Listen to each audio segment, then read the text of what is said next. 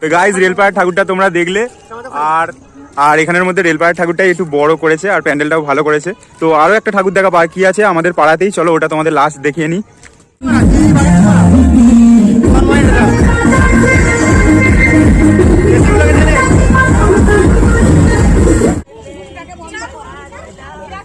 তো গাইজ সব করা ঠাকুর তোমাদের দেখিয়ে দিলাম।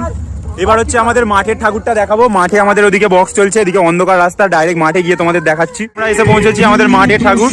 তো মাঠের প্যান্ডেলটা দেখাবো। এটা একটা অত্যাধুনিক প্যান্ডেল হয়েছে, তোমরা প্যান্ডেলটা দেখলেই বুঝতে পারবে যে কারিগর করেছে খুবই সূক্ষ্মভাবে, খুবই হাতে ধরে প্যান্ডেলটাকে বানিয়েছে। তো তোমাদের দেখাবো এবার।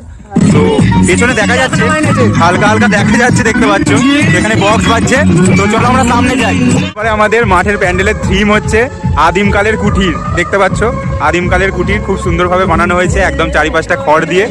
আর এখানে আমাদের প্রতিমা বসে আছে, কিছুক্ষণ পরেই বিসর্জন হয়ে যাবে।